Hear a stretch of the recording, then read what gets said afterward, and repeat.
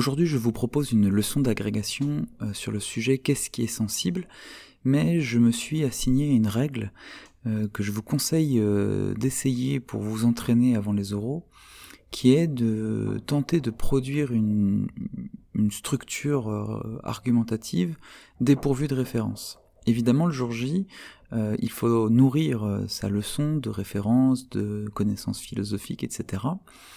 Mais trop souvent, dans le travail de préparation, on fait reposer la totalité de notre travail sur une connaissance des doctrines, une technicité philosophique liée en fait à une connaissance très approfondie des auteurs, en laissant de côté ce qui pourtant, à mon avis, est très valorisé au concours et philosophiquement peut-être le plus intéressant, qui est la structure logique d'un raisonnement. Et donc l'une des manières de s'assigner, de s'obliger en quelque sorte à travailler cette structure logique est de s'empêcher, dans le cadre d'un travail de préparation, d'utiliser des références pour produire une argumentation, un problème, que sais-je. Là, j'ai radicalisé en quelque sorte l'exercice en vous proposant du coup une leçon qui est totalement dépourvue de références philosophiques et où j'ai tenté de mettre l'accent sur la structure logique et méthodologique de la leçon, sans vraiment faire appel à autre chose d'extérieur, si ce n'est en quelque sorte mes connaissances conceptuelles et ma capacité à produire une argumentation logique et articulée. Vous me direz ce que vous en pensez. On dit donc d'un objet qu'il est sensible quand il peut être perçu par les sens. La réalité sensible désigne de ce fait l'ensemble des objets, considérés comme phénomènes, pouvant potentiellement être perçus par un être doué de sensibilité. De ce point de vue, la délimitation de ce qui est sensible peut se faire depuis la sensibilité de cet être doué de la faculté de sentir. Serait donc sensible tout ce qui pourrait apparaître à mes sens, c'est-à-dire provoquer des stimuli reçus comme impression par l'être sensible. Pourtant, une telle caractérisation du champ de ce qui est sensible se heurte d'abord au fait qu'il n'y a pas d'unité apparente entre les sensibilités des êtres doués de la faculté de sentir. Ainsi, entre un humain et une orque, par exemple, la réalité phénoménale ne semble pas du tout la même, non seulement en raison d'un milieu de vie différent, mais plus encore du fait que l'humain et l'orque ne semblent pas posséder exactement la même faculté de sentir. Or, s'il existe des facultés de sentir différentes, c'est-à-dire des sensibilités particulières, comment savoir alors ce qui est sensible ? La délimitation d'un champ de réalité sensible ne semble plus possible en raison du fait que cette délimitation devrait toujours se faire depuis le point de vue spécifique d'une sensibilité particulière et dépendre donc entièrement du sujet sensible, c'est-à-dire de tout être doué de la faculté de détecter et de réagir à des stimuli, indépendamment même du fait d'en prendre conscience. Nous pourrions dire, dans une perspective subjectiviste, que ce qui est sensible changerait selon l'organisation propre de la sensibilité de chaque être. Mais, dans ce cas, il faudrait en même temps admettre qu'il n'existe rien de proprement sensible. Pour le dire autrement, il serait absurde d'affirmer qu'une chose est sensible en tant qu'elle serait ontologiquement caractérisée par la possibilité d'être perçue. Il n'y aurait donc pas d'ontologie du phénomène, et rien ne serait véritablement sensible, tout apparaîtrait comme tel par le simple fait d'être reçu par une sensibilité. Rien ne serait sensible, puisque le sensible relèverait d'un simple apparaître sans fond ontologique. Pourtant, une telle hypothèse, si séduisante parce qu'elle évite les apories rencontrées dans la compréhension de ce que désigne une réalité sensible, est en même temps difficile à soutenir. Comment peut-on expliquer en effet que telle ou telle sensibilité éprouve des stimuli s'il n'y a pas, dans les choses mêmes, quelque chose d'ontologiquement sensible, c'est-à-dire susceptible de provoquer ces stimuli ? Faire l'économie d'une ontologie du phénomène, c'est tomber dans une aporie tout aussi problématique que celle que nous venons de rencontrer, puisque ce serait ne plus pouvoir expliquer comment le réel peut être éprouvé comme réalité sensible par un être. La sensibilité, en tant que faculté d'éprouver des sensations, implique dans sa définition l'idée d'une réception. Si je suis un être sensible, si je peux sentir, c'est bien parce que je sens quelque chose, et non que je l'invente ou le construis seul. Nous pouvons donc légitimement nous demander qu'est-ce qui est sensible. Les phénomènes que nous percevons le sont-ils en vertu d'une qualité sensible des objets eux-mêmes, ou bien les choses ne sont-elles sensibles que d'être perçues? Peut-on identifier un être sensible au sens d'une ontologie du sensible, rendre compte de ce qui fait que certaines réalités se donnent à percevoir par les êtres doués de sensibilité? Quand nous parlons de la réalité sensible, nous parlons en fait de l'ensemble des phénomènes que nous sommes capables de percevoir par nos sens. La réalité sensible est donc, par principe, celle que notre sensibilité éprouve, en tant que la sensibilité est bien cette faculté par laquelle nous sommes capables, en tant qu'être sentant, de recevoir du monde des données, des stimuli, des impressions que nous éprouvons comme mode d'accès à la réalité même. La sensibilité désigne ainsi la faculté par laquelle un être reçoit des sensations pour les organiser, ensuite en perception cohérente, intelligible, susceptible de motiver tel ou tel comportement par exemple.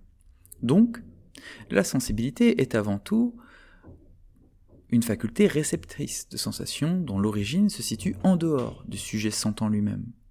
Or, s'il est possible de recevoir du monde extérieur des données que notre sensibilité sentira, alors il est bien nécessaire que les êtres que nous percevons de ce monde extérieur soient, d'une manière ou d'une autre, sensibles en eux-mêmes.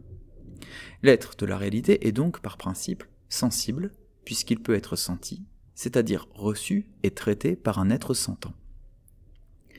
Une telle idée, si elle peut aller de soi, est fondamentale dans la mesure où elle pose comme principe même de la sensibilité le fait qu'existe un réel indépendant du sujet sentant et qui est à l'origine même des sensations que nous éprouvons. Un substrat réel est bien présent au-delà de notre perception du monde. Sans lui, c'est la sensibilité elle-même qui se retrouverait inopérante en tant qu'elle est d'abord réception de données extérieures à l'être sentant lui-même. Quand nous nous posons la question de savoir ce qui est sensible, nous pouvons déjà répondre à minima que ce qui est sensible, c'est, logiquement, ce qui est senti.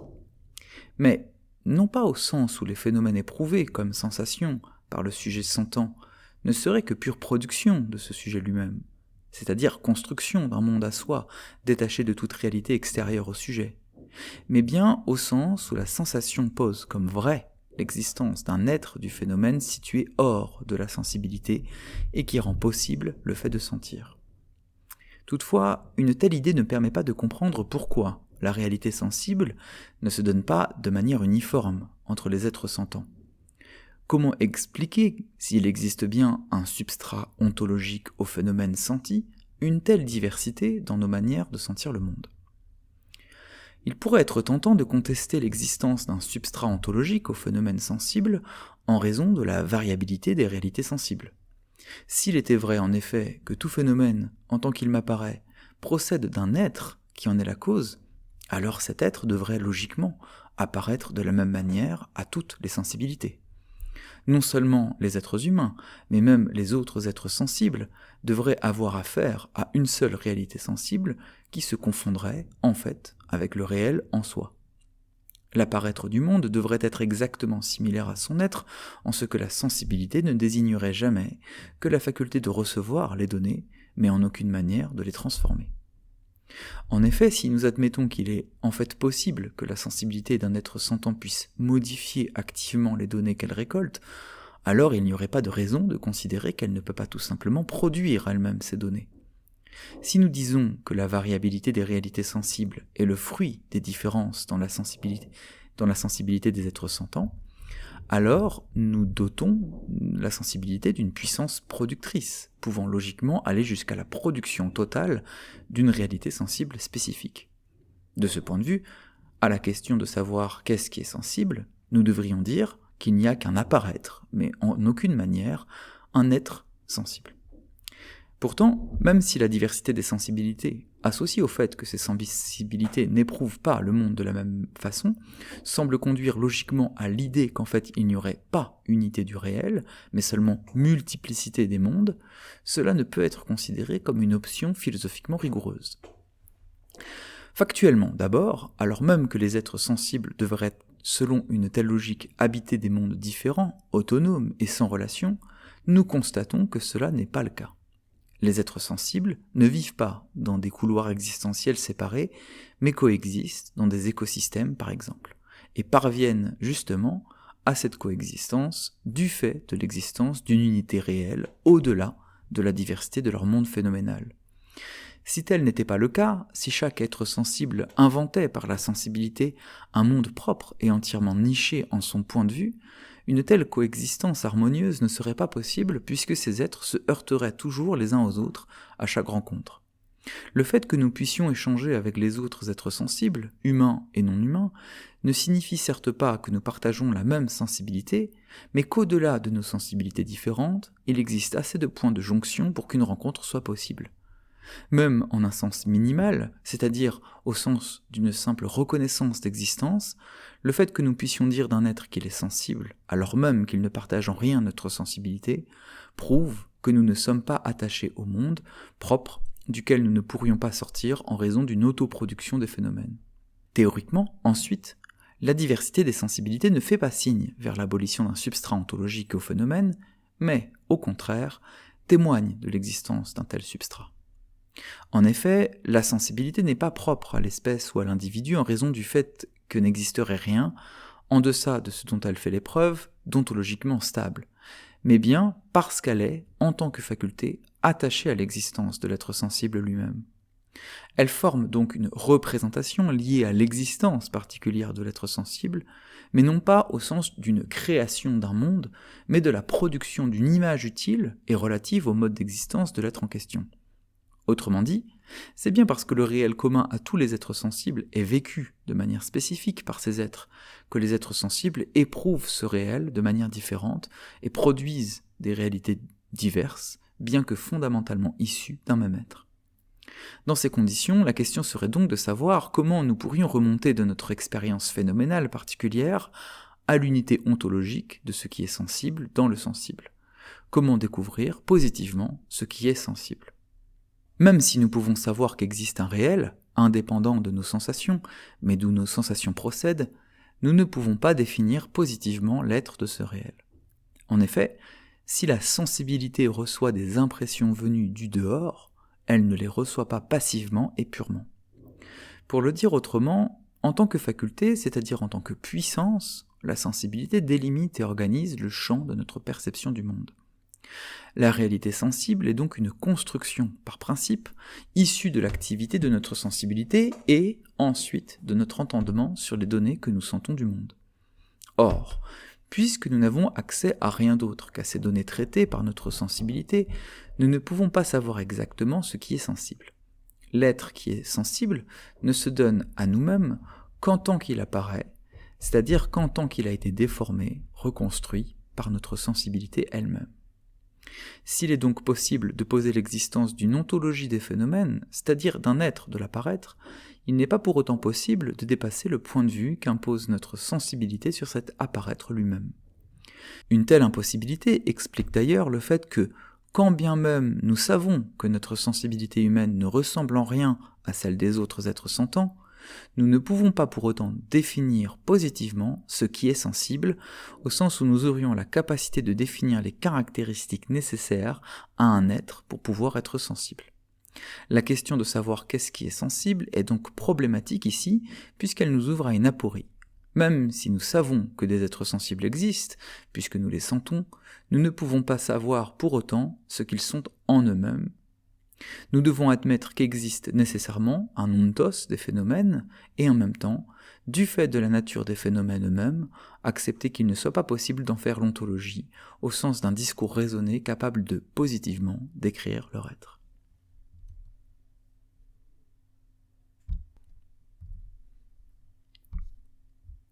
À la question de savoir ce qui est sensible, nous devons donc répondre qu'il ne peut y avoir d'être sensible dans la sensibilité même des êtres sentants. Autrement dit, la faculté de sentir implique qu'existe réellement un être pouvant être senti.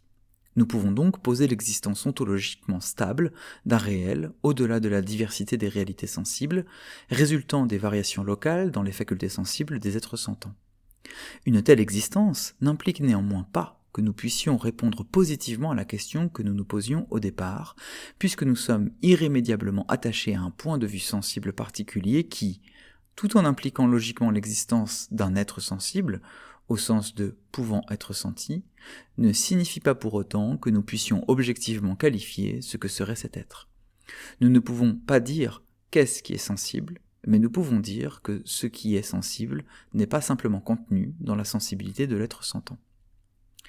Pourtant, l'obscurité de cet être sensible, dont nous ne pourrions que préjuger l'existence en vertu d'une nécessité logique issue de l'analyse de la sensation, est problématique. En effet, dire qu'il doit nécessairement exister un être sensible excédant le phénomène, tout en le justifiant, implique de considérer que le substrat ontologique, le socle d'être du phénomène, se trouve en cet être extérieur à la sensibilité elle-même. Or, une telle considération est étrange, dans la mesure où il semble bien plus logique de considérer que le phénomène est, en grande partie, et comme nous l'avons dit, construction issue de la sensibilité. De fait, quand bien même un substrat matériel existerait, celui-ci serait si éloigné de la réalité phénoménale dont nous faisons l'expérience qu'il ne pourrait être logiquement considéré comme identique à l'être senti. Donc, une analyse ontologique de ce qui est sensible ne semble pas pouvoir faire l'économie du rôle transformateur de la sensibilité dans l'expérience phénoménale. Nous devons donc nous demander si la sensibilité de l'être sentant n'est pas en elle-même porteuse d'être, telle qu'il ne soit pas possible de dire ce qui est sensible sans dire ce qui est la sensibilité elle-même. Rabattre l'être sensible sur la seule question de la nécessité d'un substrat matériel à l'origine de la sensation, c'est confondre l'être et la cause. Pour le dire autrement, il est peut-être vrai qu'il n'est pas logiquement possible qu'un apparaître soit sans un substrat ontologique dont il serait la conséquence, mais cela ne signifie pas que cette cause puisse entièrement la définir comme être. Plus encore, si nous devons opérer une distinction entre l'être et l'apparaître, c'est bien parce que nous considérons qu'il existe une différence de nature entre ces deux êtres. Bien sûr, l'une des solutions qui justifie le terme d'apparaître, pour parler des phénomènes sensibles dont nous faisons l'expérience, est de dire que cet apparaître est une manifestation sensible de ce qui était déjà là. Une telle perspective implique que l'apparaître n'est qu'un mode de l'être, c'est-à-dire un type d'existence, une manière d'être d'un même être. Ainsi considéré, le phénomène est logiquement inférieur à l'être, au noumen, duquel il procède et peut même être considéré comme ontologiquement dégradé par rapport à ce noumen dont il vient. Il serait un moins-être. Ce qui serait sensible serait donc l'être diminué par sa manifestation phénoménale, et c'est pourquoi nous sommes tentés de dire que ce qui est sensible n'est pas ce qui est senti, mais la cause même de la sensation. Pourtant, faire du phénomène sensible qu'un apparaître d'un être se tenant au-dessous, et dont les qualités réelles nous échapperaient, c'est réduire absolument la sensibilité au rang d'une faculté passivement réceptrice de contenu extérieur.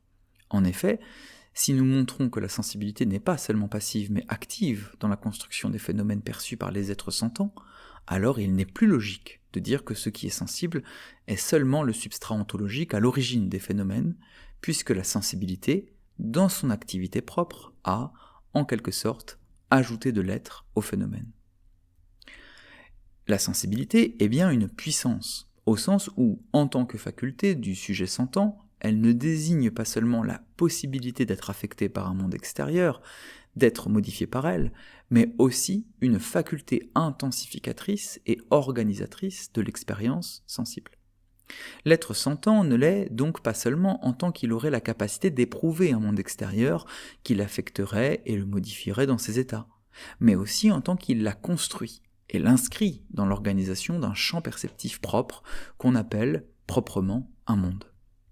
Or, le monde est un vécu de la réalité phénoménale qui ne peut en aucune manière être rabattu en son être propre sur un substrat ontologique nouménal dont il procéderait et auquel il faudrait remonter idéalement. Si par exemple, il était possible de donner une définition ontologique au noumen, qui, comme nous l'avons dit initialement, devrait être à l'origine de nos réalités phénoménales, cela ne dirait rien, en fait, du monde vécu du sujet sentant. Pour le dire autrement, le contenu ontologique du substrat matériel des phénomènes ne dit rien du contenu phénoménologique de notre réalité sensible, à tel point même qu'il est cohérent de dire que ce contenu phénoménologique a son être propre, c'est-à-dire une définition ontologique différente du substrat duquel il devrait procéder. Si j'éprouve par exemple, en une certaine après-midi d'été, une sensation de chaleur sur ma peau, Le fait que cette chaleur, en tant que phénomène sensible, perceptible par mon corps, trouve son origine dans un substrat ontologique que je n'éprouve pas directement, n'a pas d'importance quant à notre question de qu'est-ce qui est sensible. Car, même si je pouvais connaître le substrat ontologique en question, il est probable que sa nature soit radicalement autre et incommensurable avec ma sensation. Pourrais-je dire alors que ma sensation n'est rien, ou bien qu'elle n'est qu'une dégradation de cette origine ontologique ? Non, je ne pourrais pas le dire, car en fait, la sensation de chaleur n'est pas seulement la réception déformée d'un réel au-delà de moi, de ma sensibilité, mais la production d'une réalité, d'un monde vécu ayant une qualité d'être propre et distinct du substrat ontologique que nous présumions au départ. Autrement dit, ma sensation est irréductible à un être originaire, et elle n'est donc pas qu'un mode de cet être présumé initial. Mais, si nous reprenons notre question, qu'est-ce qui est alors sensible, si ce n'est pas un substrat ontologique à l'origine du phénomène ? N'est-ce pas faire erreur que de vouloir sauvegarder une pensée ontologique, alors même que, visiblement, la sensation en elle-même ne se conforme pas à une chose telle qu'on pourrait dire qu'elle est ? En effet, l'être suppose une stabilité définitionnelle, une identité. Nous pouvons dire qu'une chose est, si nous pouvons reconnaître cette chose comme étant la même chose, comme identique à elle-même, et donc potentiellement conforme à une définition. Or, ma sensation, en tant qu'elle est mouvante, changeante, semble être indéfinissable par principe, et donc échapper à une ontologie qui impliquerait sa fixation dans une identité stable. Pourtant, alors que mes sensations sont variables et relèvent, de ce point de vue, d'un mode d'être apparaissant, plus que d'un être stable, je ne perçois pas seulement cette variabilité, mais bien une unité phénoménale. Pour le dire autrement, si la sensation ne relevait que de la fluctuation du changement perpétuel et échappait absolument à toute fixation ontologique, alors mon épreuve du monde serait tout aussi variable et éclatée, et je ne pourrais même pas dire que je fais l'expérience d'un monde ou d'une réalité. Or, le fait est que le monde phénoménal s'édifie en moi de manière que je puisse le reconnaître, l'identifier, y percevoir des motifs, des répétitions et, finalement, des identités. Comment cela est-il possible ? Eh bien, la seule façon de répondre à cette question est de considérer que le socle ontologique du sensible est la sensibilité elle-même, en tant que faculté produisant et unifiant mes sensations dans un monde cohérent pour l'être sentant. Ce qui est donc sensible, c'est donc la sensibilité elle-même, en tant qu'elle se révèle comme fond ontologique de notre réalité phénoménale, à travers l'épreuve constante que nous faisions du monde. Au-delà donc de l'instabilité de l'apparence sensible, de cet apparaître indéfini du phénomène, la sensibilité est donc ce qui, pour l'être sentant, et en lui, coordonne les phénomènes en un monde unifié. Ce qui est sensible n'est donc pas, comme nous l'avions initialement pensé, le substrat ontologique matériel duquel découlerait causalement le phénomène en tant qu'apparaître de cet être originaire, mais bien la sensibilité de l'être sentant lui-même en tant qu'elle est productrice du monde phénoménal. S'il y a un être des phénomènes, cet être ne peut se définir que depuis la faculté sensible elle-même, puisque c'est elle qui fait être les phénomènes. L'être sentant est donc porteur d'être, en ce qu'il est ce par quoi les phénomènes peuvent être justement qualifiés de phénomènes et définis en tant que tels, au-delà de la variabilité sensationnelle à travers laquelle ils existent pour l'être sentant. Pourtant, une telle réponse ne permet pas encore de résoudre le problème. Si nous disons que, finalement, ce qui est sensible, c'est la sensibilité elle-même de l'être sentant, en tant que l'être de cette sensibilité se manifeste dans l'organisation d'un monde phénoménal, nous faisons comme si une telle réponse pouvait épuiser notre question de départ. Mais en fait, elle n'est que le point de départ d'une investigation sur notre sensibilité et celle des autres. En effet, si nous disons que ce qui est sensible est la sensibilité elle-même, et que nous nous souvenons que la sensibilité est propre à chaque être sentant, alors le problème se déporte et devient « qu'est-ce qui est sensible chez l'autre sentant ?» La question de savoir qu'est-ce qui est sensible ne se pose qu'à l'être sentant en tant qu'il est aussi sujet sensible.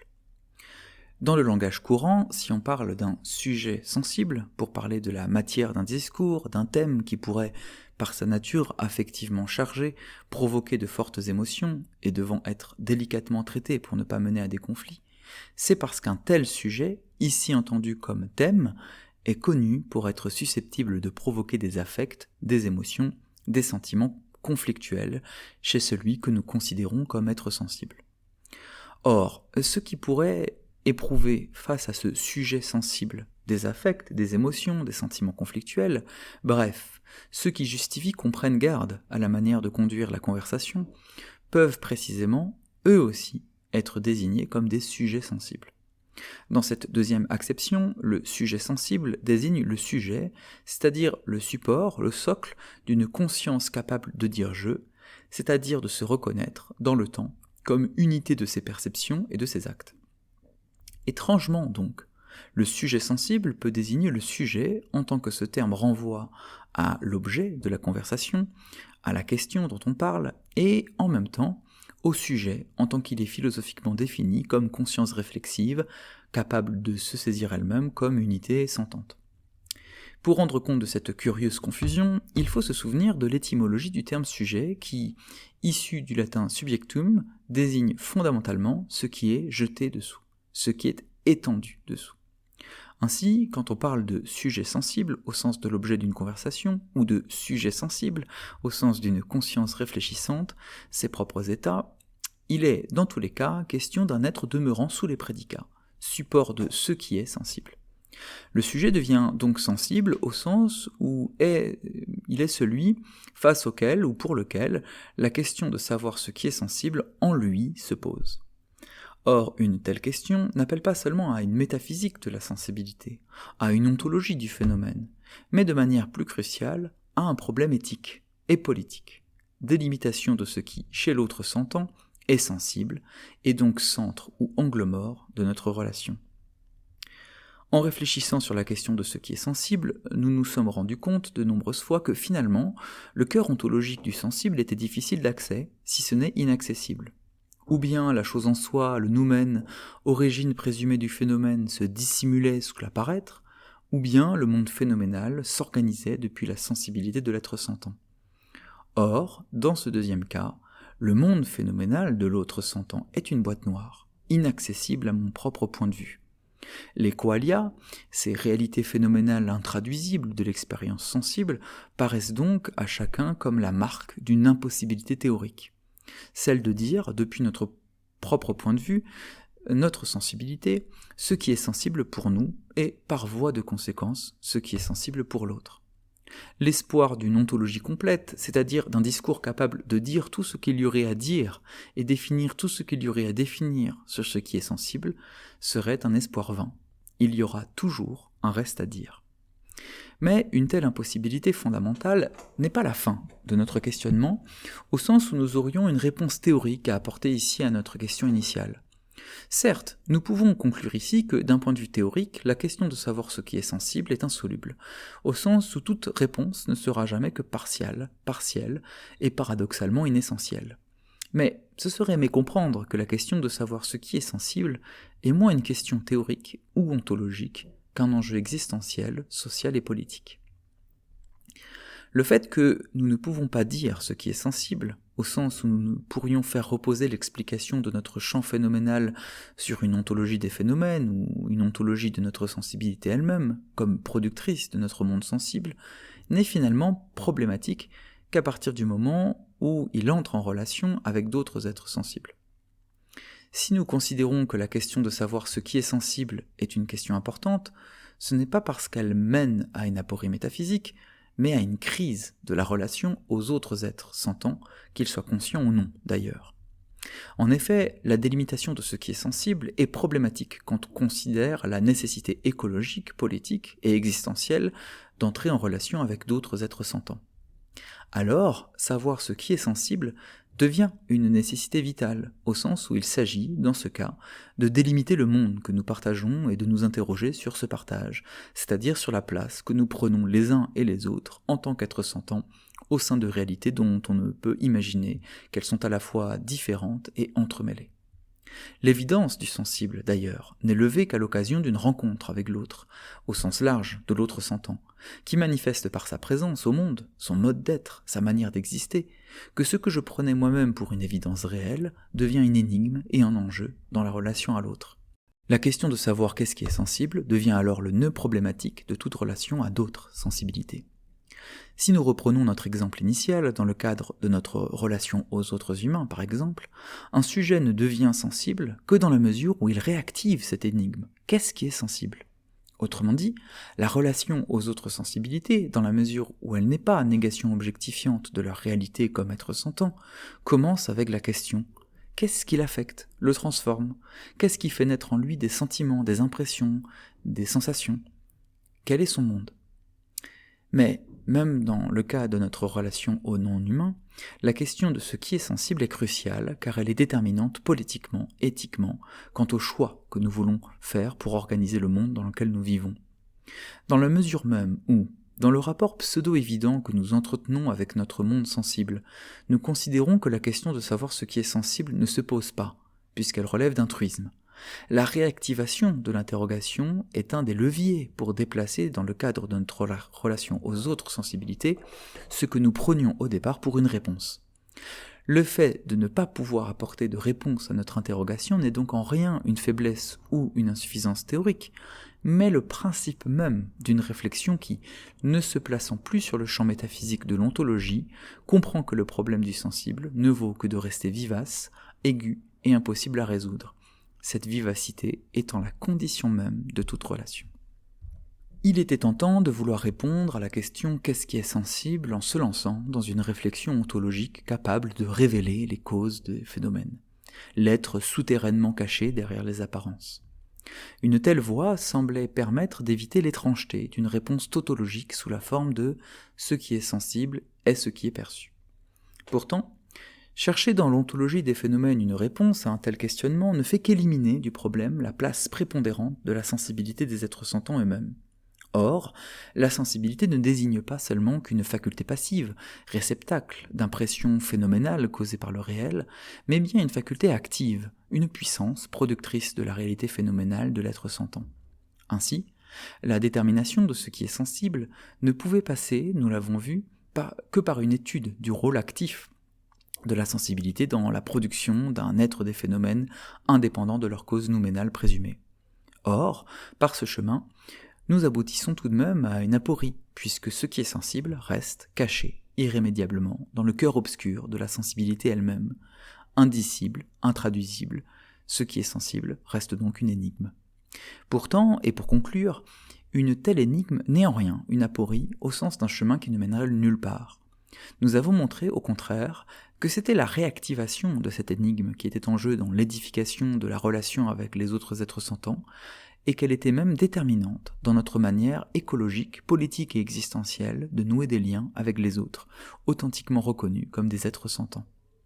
Il n'y a donc pas de réponse à la question de savoir ce qui est sensible, mais bien une nécessité, celle que la question demeure point névralgique de notre rapport au monde et aux autres êtres sentants.